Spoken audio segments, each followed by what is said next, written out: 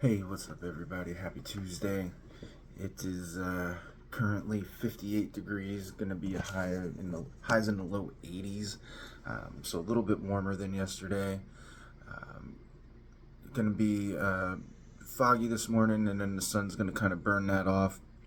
But rain coming in the overnight, and sunrise is 6:05, and sunset is 7:33. So we actually lost 4 minutes of daylight today. So it had been 3 minutes going up into today, but we're going to lose even another minute. So the season is picking up, right? The change that's coming it's starting to pick up rapidly, and I think we're seeing that too as in the change in dispensations, right? I think that we're seeing that the end of the church age is starting to more and more of the signs that the Lord talks about and that are in the scriptures of the Lord returning. It seems like it's picking up, right? It's becoming more rapid, and in that, right, in that this last couple of weeks we've been studying the mystery of God's knowledge and understanding, and the revelation of it, and how He reveals it to us, because we can only handle but so much, right? We can only handle but so much, and the purpose that He reveals it to us, He said in Deuteronomy 29:29, is it's for us and our children, right? That we know what to do with it. The secret things belong to the Lord our God, but the things that are revealed belong to us and our children forever, that we may do all the words of this law. That we may do, right? It's not that just so that we can have it, but it's that we can do something with it. And not just us, our children too. We have a responsibility. Okay, we have a responsibility. So let's explore this a little bit further. Okay, so the revealing that we get of his knowledge, and it's because He loves us, right? It's because He loves us, and there's a little hint about that in the love chapter, and so 1 Corinthians chapter 13. It's known as the love chapter, and let's pick up in, let's say, verse 9. 1 Corinthians chapter 13 and verse 9. For we know in part, and we prophesy in part. Right? So we know in part and we prophesy in part. Right? Because we don't have it all. Right? We don't have it all. When the word of the Lord came to Amos, and the word of the Lord came to Isaiah, and the Old Testament prophets, they only knew what the Lord revealed, right? They knew in part. They prophesied in part. Okay, why? Because that's what was needed at the time for the people to, as it says in Deuteronomy 29:29, so that they can do all the words of this law. Okay, and that was what they needed at the time in those moments. Just like the scriptures is what we need in this time, in this dispensation, in these moments. Okay? Verse 10. But when that which is imperfect, but when that which is perfect is come, then that which is in part shall be done away. So when things that are complete come, that which is complete comes, the things that are incomplete will be done away. So what's incomplete in us? Sin, right? Sin, and that'll be done away when that which is perfect, that which is complete, right, is come. Then that which is in part shall be done away. And when every day, every single day, we walk toward completion or perfection, right? where we're lacking, where we're wanting, right? When we're in communion with the Lord, and He reveals to us, and He shows us, and He sanctifies us, walking us closer and closer to glorification, to that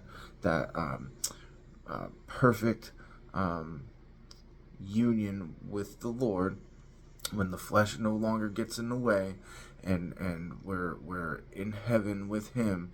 We're going to be perfected. We're going to be completed. There won't be anything, any carnal desires, no fleshly wants, no worldly gains that can get in the way. We'll be in perfect, complete union with the Lord. Then he says, when I was a child, I spake as a child, I understood as a child, I thought as a child, but when I became a man, I put away childish things. For now we see through a glass darkly, but then face to face. Now I know in part, but then shall I know, even as also I am known. See, God knows all of us, right? He knows everything. He knows everything. Every imagination of the thought of our heart, He looks at and He knows, okay? Not just the things we do, but the things we feel, the things we say, the things we need, the things we want, the things we give, right? The things we give, and we can't, it says, we see it through a glass darkly. English Standard says, for now we see in a mirror dimly, but then face to face. Okay, so there's something between us and the Lord that's preventing the full access, the full knowledge, the full understanding of the Lord. And that is, it uses the word mirror or glass darkly. It's our flesh. It's the incomplete. It's the imperfection. It's the wanting. It's the lacking. It's the worldly desires, the lust of the flesh, lust of the eyes, pride of life. Those things are what get in the way, and they dim our vision. Okay, and they dim our vision. Okay, and that's, I guess, the gift of having this life, is that walk in progressive sanctification, that steady, I think of like somebody on a, in the city, and they're on these scaffolds and they're cleaning the windows, right? And they're so high up, and you can hardly see them from the ground, and they're squeegeeing the windows, trying to see clear so that the people inside can see out, right? And so what we have to do here in this life is move the scaffold up and keep cleaning the windows so that we can try and see through. And for now, it won't happen. It's a continuous process. There's always another floor to get to, another window to clean. But then he says, and now I know in part, but then shall I know, even as I am known. And so as we're climbing up, God knows us. He sees us, right? There's nothing between Him and us. It's something between us and Him, see? And that is why this mystery of His knowledge is this life is a constraint. This flesh is a constraint that gets in between His knowledge and His wisdom and His understanding, and to fill in the blank, completion. That's what keeps us incomplete. And then it says, and he finishes verse 13, and now abideth faith, hope, charity, these three, but the greatest of these is charity. The thing that cleans the window the best, or the most, or opens our eyes, or turns on the light behind the dark glass the most, is love. That is the closest thing to His understanding, to His knowledge, to His a way for to see his revelation of those things, that of his understanding, of his knowledge, is through love.